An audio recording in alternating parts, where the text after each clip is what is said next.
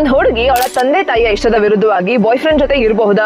ಇದೇ ರೀತಿ ಒಂದು ಕೇಸ್ ಡೆಲ್ಲಿ ಹೈಕೋರ್ಟ್ ನ ಮುಂದೆ ಬರುತ್ತೆ. ಒಂದು ಬ್ಲೈಂಡ್ ಹುಡುಗಿ ಅವರ ಬಾಯ್ ಫ್ರೆಂಡ್ ಜೊತೆ ಇರಬೇಕು ಅಂತ ಅನ್ಕೊಳ್ತಾರೆ. ಬಟ್ ಅವ್ರ ತಂದೆಗೆ ಈ ರಿಲೇಶನ್ಶಿಪ್ ನ ಒಪ್ಪಿಗೆ ಇರೋದಿಲ್ಲ. ಸೊ ಹಾಗಾಗಿ ಅವ್ರ ತಂದೆ ಆ ಹುಡುಗಿನ ಮನೆಯಲ್ಲಿ ಕೂಡ ಹಾಕಿರ್ತಾರೆ.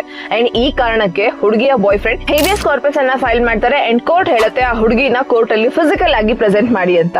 ಅಂಡ್ ಈ ಕಂಡೀಷನ್ ಅಲ್ಲಿ ಕೋರ್ಟ್ ಹುಡುಗಿನ, ಅವರ ತಂದೆನ ಮತ್ತೆ ಅವರ ಬಾಯ್ ಫ್ರೆಂಡ್ ಅನ್ನ ಸೆಪರೇಟ್ ಆಗಿ ವಿಚಾರಣೆ ಮಾಡಿ ಡಿಸೈಡ್ ಮಾಡುತ್ತೆ ದಟ್ ಹುಡುಗಿಯ ಇಷ್ಟ ಹುಡುಗನ್ ಜೊತೆ ಇರೋದ್ರಲ್ಲಿದೆ ಅಂಡ್ ಹುಡುಗನಿಗೂ ಸಹ ಹುಡುಗಿನ ಒಟ್ಟಿಗೆ ಇರಿಸ್ಕೊಳ್ಳೋದ್ರಲ್ಲಿ ಯಾವುದೇ ಅಭ್ಯಂತರ ಇರಲ್ಲ ಅಂತ.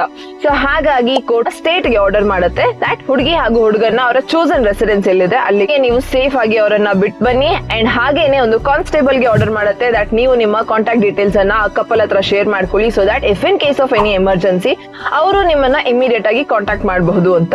ಸೊ ಇದರಲ್ಲಿ ಕೋರ್ಟ್ ಫೈನಲ್ ಆಗಿ ಡಿಸೈಡ್ ಮಾಡುತ್ತೆ ದಟ್ ಪ್ರತಿಯೊಬ್ಬ ವ್ಯಕ್ತಿ ಮೇಜರ್ ಆಗಿದ್ದಾರೆ, ದಟ್ ಇಸ್ 18 ವರ್ಷಕ್ಕಿಂತ ಅಬವ್ ಇದ್ದಾರೆ, ದೆನ್ ನಿಮಗೆ ನಿಮ್ಮ ಪಾರ್ಟ್ನರ್ ಅನ್ನ ಚೂಸ್ ಮಾಡುವ ಅಧಿಕಾರ ಇದೆ. ಹಾಗೇನೆ ನೀವು ಎಲ್ಲಿರ್ಬೇಕು, ರೈಟ್ ಟು ರೆಸಿಡೆನ್ಸ್ ಅನ್ನ ಚೂಸ್ ಮಾಡುವಂತ ಅಧಿಕಾರನೂ ಸಹ ಇದೆ.